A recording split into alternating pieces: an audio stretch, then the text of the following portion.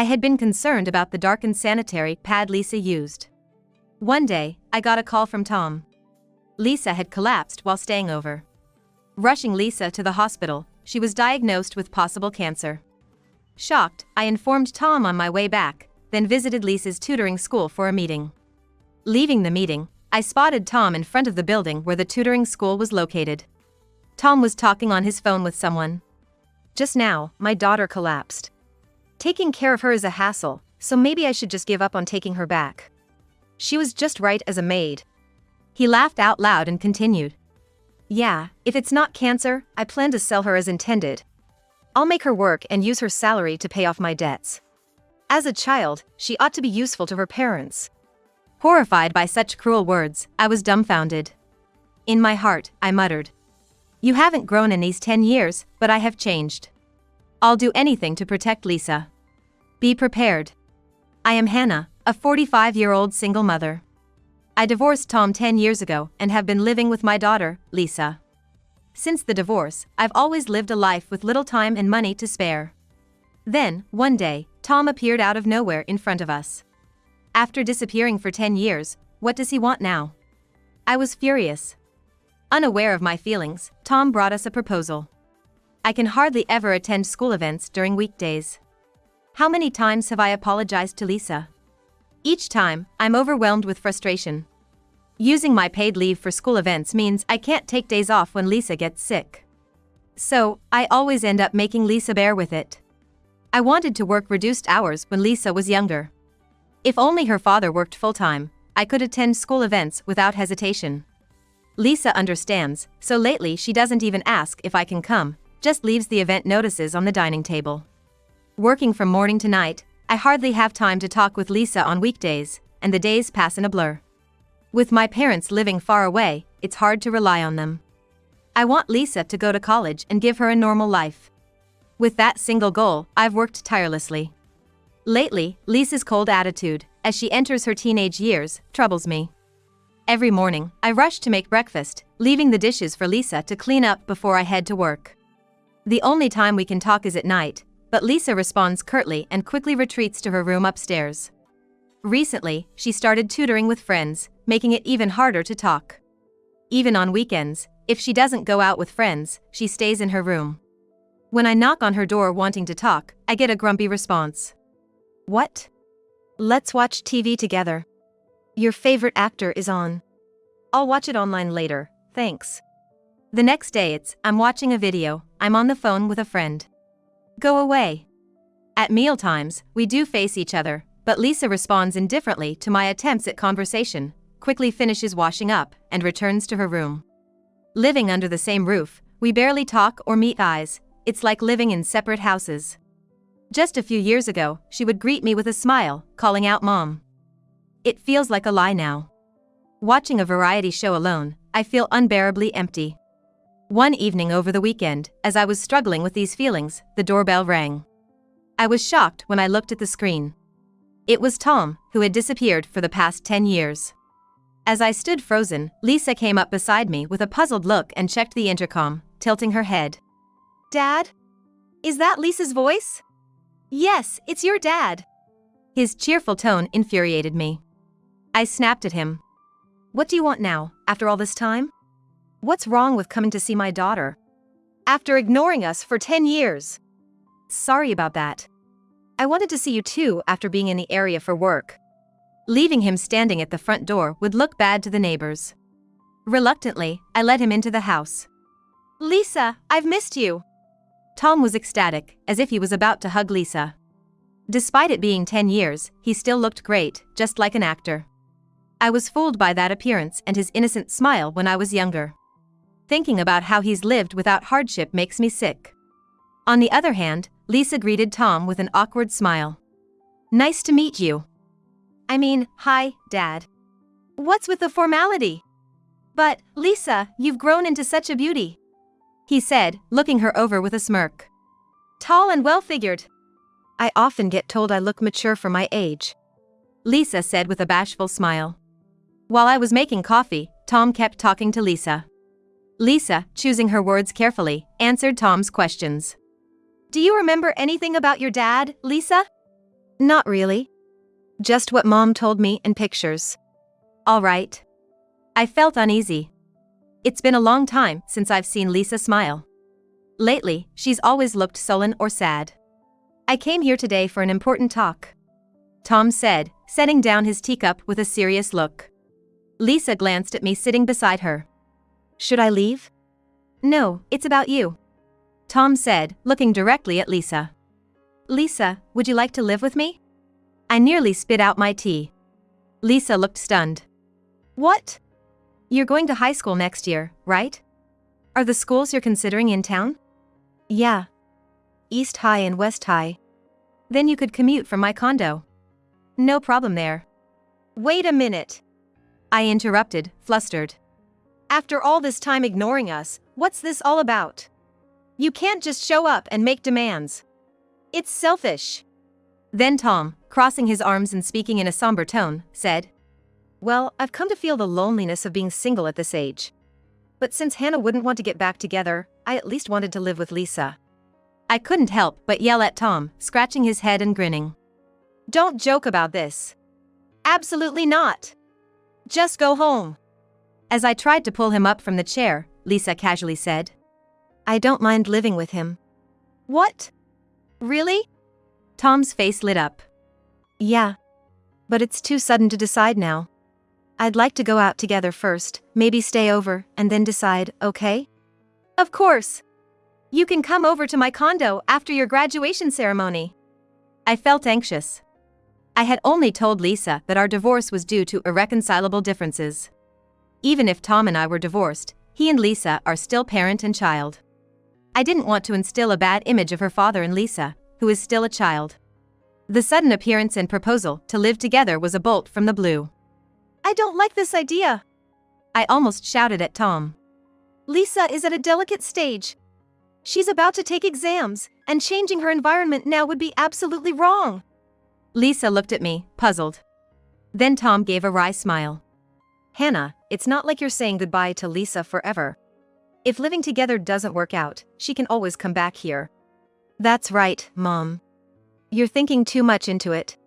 They both laughed, and I pursed my lips. I knew that. But still, I'm worried about Lisa. Oblivious to my concern, Tom cheerfully suggested. So, let's go out tomorrow. Where do you usually go with Mom? Or maybe you hang out with friends? Lisa smiled awkwardly.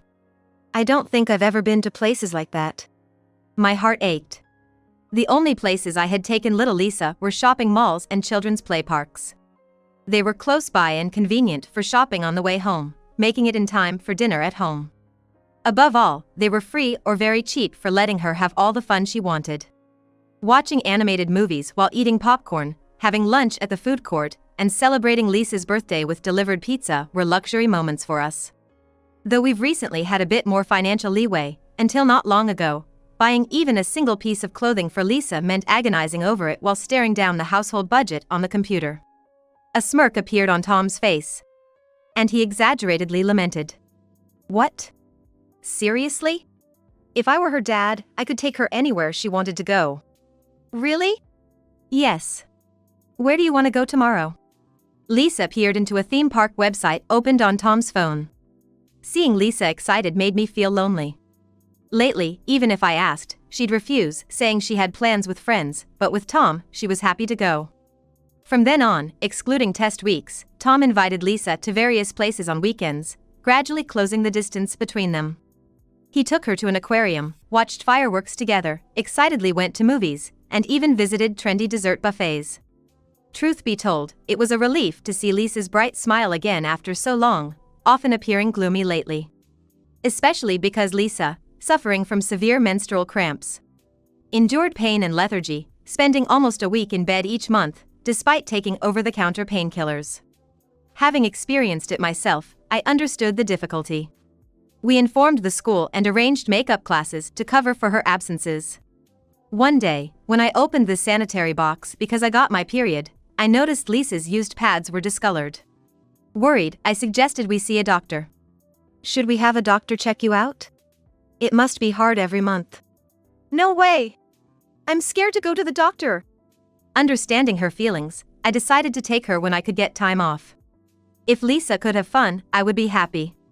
If Tom was serious about caring for Lisa, maybe it was okay to let her stay with him.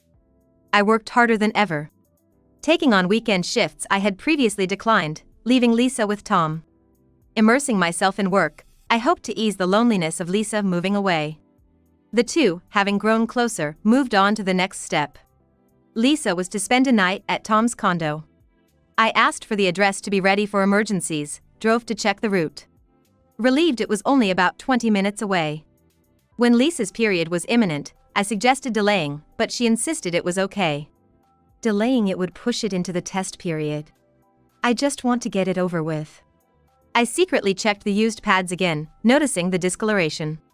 Though worried, I ensured she ate well, rich in iron, and gave her iron supplements. Assuring myself she'd contact me if anything happened, I sent her off. The next afternoon, Tom called. "What's happened?" "Lisa's collapsed." I was speechless. "She says it's just anemia, but she's pale as a ghost. This is bad, what do we do?" Tom sounded unusually panicked.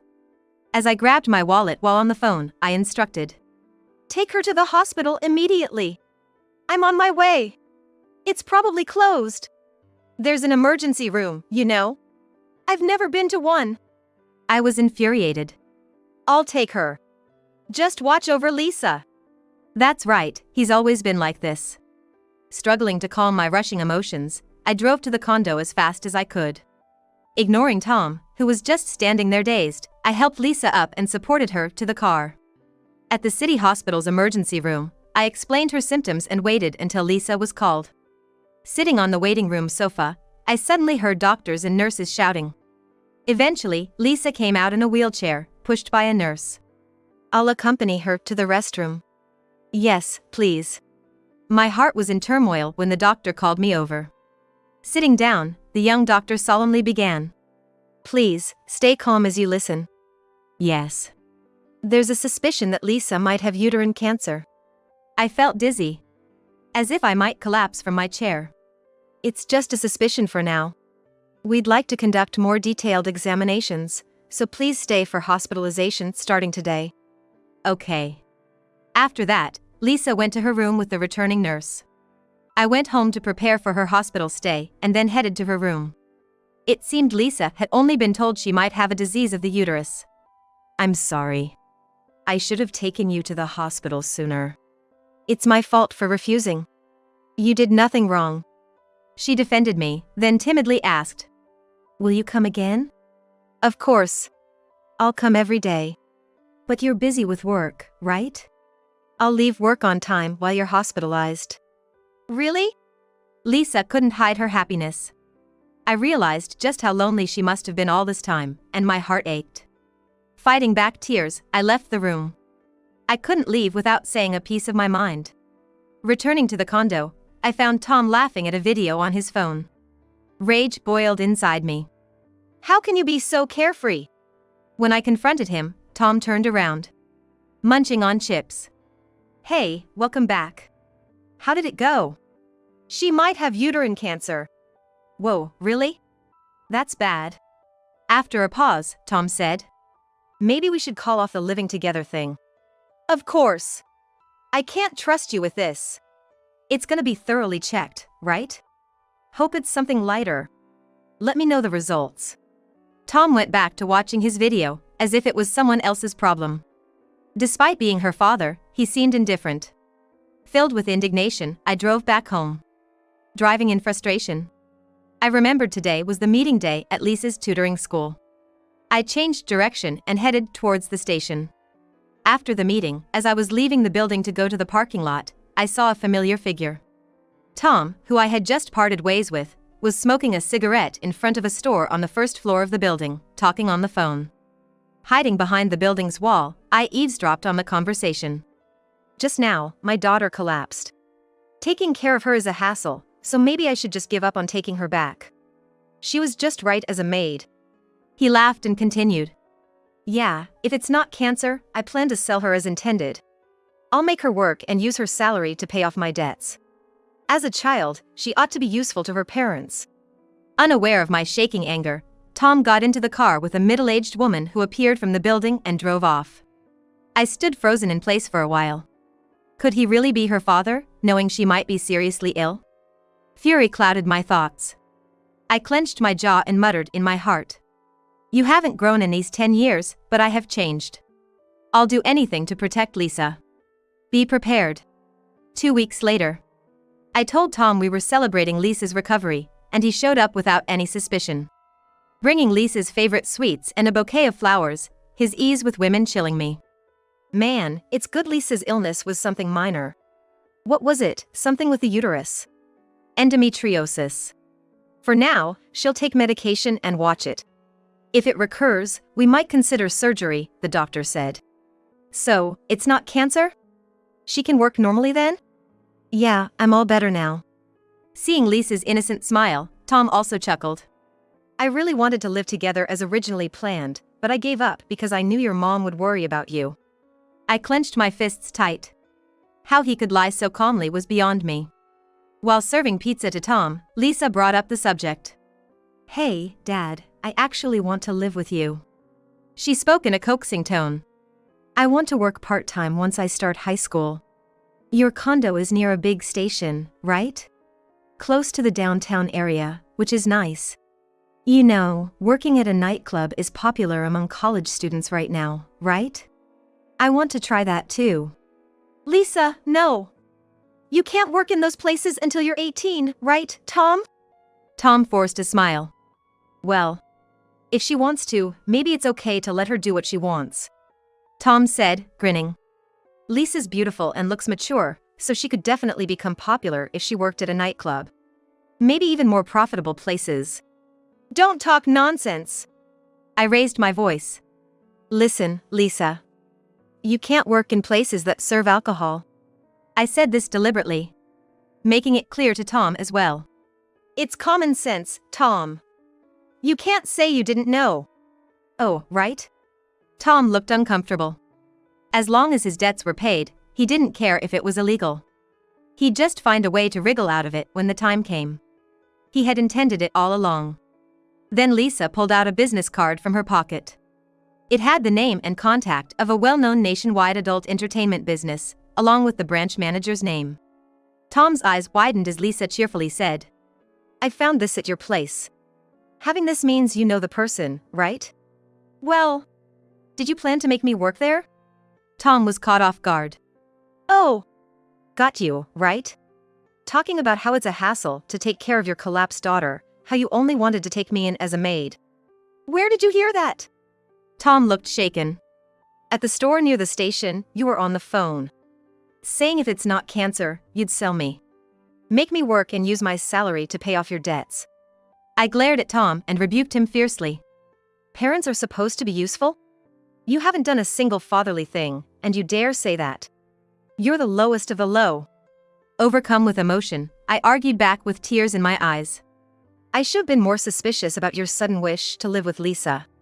I was foolish to hope you had grown in these 10 years. Mom, what was the reason you and Dad divorced? Hey, let's not talk about that here. Tom showed his irritation. Ignoring Tom, I turned to Lisa. I was going to tell you when you were older, but all right, I'll tell you. I counted off on my fingers, recounting the memories. Your dad quit his job suddenly when you were in my belly. Promised to find a new one but ended up going to the casino every day. And I was working full-time during my pregnancy. That must have been tough, Mom. Lisa said sympathetically. Even after I returned to work, he didn't look for work or do any housework, and gambled away my salary on drinks and gambling. That's when I handed him the divorce papers after we fell behind on our condo rent. Did I? Don't remember that. Tom scratched his head as if it was someone else's problem. Plus, the child support agreed upon during our divorce only came through for 2 months. Then, I couldn't get in touch with your dad anymore. I sighed. I gave up making things, only to be repaid with betrayal. What do I care now? Tom muttered dismissively. Then turned to Lisa with a forced smile, speaking in a gentle tone. Lisa, who do you believe, your mom or your dad? Huh? It's true I thought it'd help if Lisa did some chores around the house. But the idea of selling her to a nightclub is outrageous. You're misunderstanding something, Mom. Lisa furrowed her brow. Wait a second. Smiling, she took out her cell phone and made a call. Thank you for waiting. The door is open, so please come in. Wondering who it could be, I went to the entrance and gasped when I opened the door. Susie? She's the mother of Lisa's friend, Sally. And also a single mother. Sally, who had joined the tutoring class before Lisa, had invited her, and that's how Lisa started attending. I never thought she'd know Tom. Hi. Lisa, Hannah, it's been a while. Susie said with a gentle smile, in contrast to Tom, who looked startled. Susie? Why are you here? Dad, you're dating Sally's mom, right? Aren't you happy to see the person you love? Lisa's remark left Tom with a sullen look, unwilling to break his scowl. You didn't have to call her at a time like this. Tom watched displeasedly as Lisa and I welcomed Susie into the room. After offering Susie some tea at the dining table, Lisa cheerfully spoke. Sally told me you're considering remarrying Tom, with the idea of helping him with his business. Mom has been lending him startup funds because he kept asking. Sally was worried. Did you lend him money, Susie? My tone might have sounded accusing. Your father is a company president, right? Did you know that, Dad? Oh, yeah. Tom squirmed uncomfortably. Wow, so you managed to start a business. A rich girl makes a great cash cow, huh? Tom glared at me with a fierce look but soon spread a soft smile. Come on, Hannah. I've learned a lot in these 10 years. I wanted to turn my life around. It was while networking that I met Susie. My apologies then. Why was I called here? Susie asked timidly, to which Lisa presented the membership card of the adult entertainment venue. Tom quickly snatched it, but Susie had already seen it. That just now was Dad's girlfriend's workplace. Oh, my mistake. Dad, you were planning to sell me there. I was shocked by the revelation. Lisa, bringing that up so suddenly. This is him. Pretty, isn't he? Lisa then showed photos from Tom's phone of him with various women. This one's from our movie date. This one's from the aquarium, theme park, dessert buffet, and outlet mall visits. All beauties. Mom thinks so too, right? Well, yes. As I struggled to respond, Susie's eyes were blazing with anger. Don't pull out stuff like that. You're an undisciplined brat, Tom muttered in a low voice. Lisa unabashedly responded. What you're doing is far worse, Dad. Using me as bait to date different women each time. I heard all your complaints about how tiring it is to babysit. Then, Lisa laid out another card on the table. My credit card? You used it without permission? My eyes widened. It was the card I used for paying rent and utilities. I hadn't noticed unauthorized use because the bills were being paid as usual. I hadn't changed the PIN from the old one. Dad bought a designer bag with it. I've already stopped its use, so don't worry. Lisa returned the card to me and then looked Tom in the eye, asking. By the way, Dad, are you working? Must be unemployed. Using the money borrowed from Susie and his debts to splurge on women. Stop it! I was just having fun with some women. Susie, don't believe what they say. Tom's defensive tone faltered as Susie stood up. Her gaze stern. I've been patient, not seeing you because you said you were busy with work, and just kept supporting you financially. To think you were cheating with multiple women. Just as Hannah said, I was nothing but a cash cow to you. Unforgivable. I said, it was just for fun. They were part of my job, just accompanying me for meals and shopping. You wouldn't understand the real world, being a rich girl and all. Trying to smooth things over, Lisa then scattered receipts like rain from above. Dad, is visiting various hotels your hobby? You used Susie's money for this, huh? Wow, there are suites in famous hotels here. Quite extravagant. Damn, you stole these from my room? What a little thief! I clapped back at Tom's cursing. Tom, you've really outdone yourself. 10 years ago, you quit your job while your wife was pregnant to indulge in gambling, made her work after giving birth to cover your debts, and then dodged child support. And now, you've conned money from your daughter's friend's parents, planned to sell your daughter to a nightclub, and used your ex-wife's card for shopping. You never fail to meet expectations, truly. Susie's face turned into one of pure fury. Susie, don't listen to them. They're a pair of liars. Those cell phone pictures must have been doctored. You should only trust me. Tom insisted on his innocence, but Susie gave him an icy stare. I can't trust someone who speaks ill of his own daughter, let alone his ex-wife. Stunned by Susie's rebuff, Tom was at a loss for words. I won't be seeing you anymore. I'll have my lawyer contact you tomorrow to demand the money I lent you back. Huh? Look, suddenly demanding $20,000 is impossible. Susie brushed off Tom's desperate attempt to hold her back and stormed out, anger in her step. Damn, there goes my cash cow. Tom muttered bitterly, then turned his bloodshot eyes on me. You're gonna pay for this. I don't know anything about that. Were you even serious about marrying Susie, or is it going to be a case of marriage fraud? Tom sneered, ignoring my words. Right, not just Lisa, Hannah can work too. That way, I can pay off my debts quickly and go back to enjoying myself with women. It's only natural for families to help each other out in times of need, right? You two work for my sake. Dad, we've long cut ties with you. Ignoring Lisa's dismay, Tom pulled out his phone. Manager, let's proceed with that plan I mentioned. Including my ex-wife. Huh?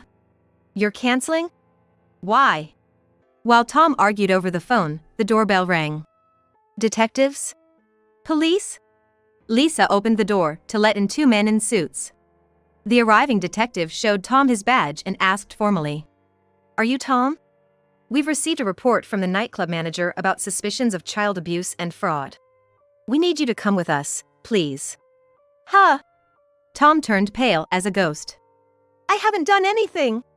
Are you sure you've got the right person? Tom's shaky voice and evasive eyes made him look all the more suspicious.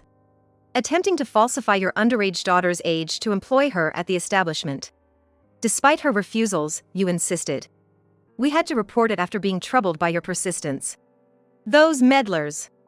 Tom's protest was cut short as he realized resistance was futile against the imposing detectives. He was quietly led away to the patrol car. The investigation revealed that Tom had conned multiple women besides Susie. He had promised business ventures and hinted at marriage to extort money and goods. In reality, he was unemployed, sustaining himself through gambling. The debts he accumulated were paid off with the swindled money, and the remainder was squandered on girls.